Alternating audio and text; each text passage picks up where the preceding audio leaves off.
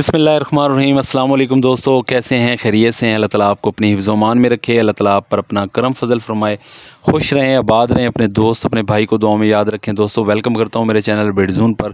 दोस्तों, आज की वीडियो का जो टॉपिक है वो मेरे एक दोस्त का सवाल है, तो वीडियो शुरू से लेकर आखिर तक देखिएगा। जो दोस्त मेरे नए हैं मेरे चैनल पर, उन तमाम दोस्तों से मेरी गुजारिश है, चैनल को ज़रूर सब्सक्राइब करें, साथ बेल की घंटी को भी ज़रूर दबाएँ, ताकि जो भी मैं तीतर के हवाले से वीडियो अपलोड करता हूँ उसका नोटिफिकेशन आप दोस्तों तक पहुँच जाए।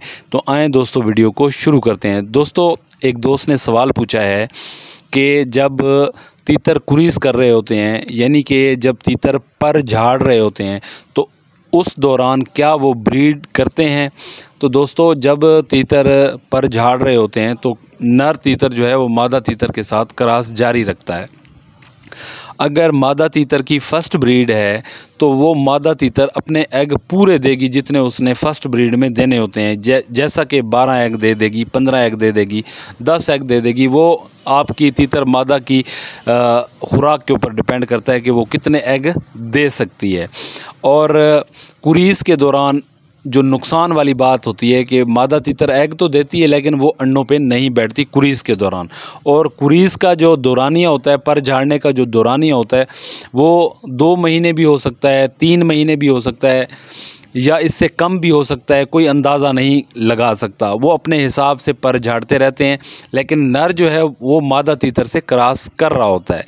तो इस दौरान अगर मादा तीतर अंडे देना स्टार्ट कर देती है तो एक बात का और ख्याल रखिएगा कि अंडा जो है अगर केज के अंदर घोंसले में पड़ा हुआ है, 10 दिन से ज़्यादा उसको हो गए हैं, तो आपका अंडा ख़राब हो जाएगा। जो एम्ब्रियो होते हैं वो डेड हो जाते हैं, जिसने अंडे में से बच्चा बनाना होता है।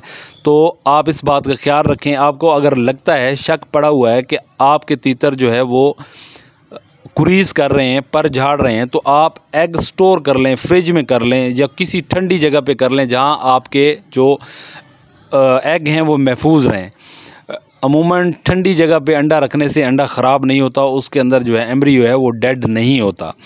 तो अगर आप केज के अंदर ही रखेंगे तो एम्ब्रियो डेड हो जाएगा, वो अंडा बेकार हो जाएगा, क्योंकि मादा तीतर ने कुरीज़ के दौरान अंडों पे नहीं बैठना। तो हमेशा मैं अपने दोस्तों को एक बेस्ट ऑप्शन बताता हूँ, लेकिन मेरे ख़्याल में मेरे दोस्त जो जितने भी मुझे सुनने वाले हैं वो इस बात का ख्याल नहीं रखते। 3500 से 4000 की इनक्यूबेटर मशीन आती है, ठीक है। उसके हवाले से मैं एक वीडियो भी बना चुका हूँ कि बच्चे कैसे निकल रहे हैं इनक्यूबेटर के अंदर से, वो भी मैं दिखा चुका हूँ। इंशाल्लाह अगली जो वीडियोज़ होंगी वो इनक्यूबेटर के हवाले से ही होंगी, कि मैं आप उसके जितने भी अंदर चीज़ें आपको दरकार होती हैं इनक्यूबेटर की, वो इंशाल्लाह मैं आपको बताऊँगा। आपने टेम्परेचर कैसे सेट करना है, एक वीडियो पहले टेम्परेचर की बना के आपको सेंड करूँगा।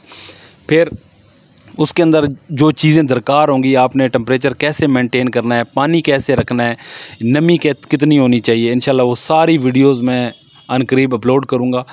और आप अगर आप चाहते हैं कि आपका नुकसान ना हो कुरीज़ के दौरान, आप मादा तीतर जो है वो अंडों पे नहीं बैठती और आप चाहते हैं कि अंडे ख़राब ना हो, तो इनक्यूबेटर का आप इस्तेमाल ज़रूर करें।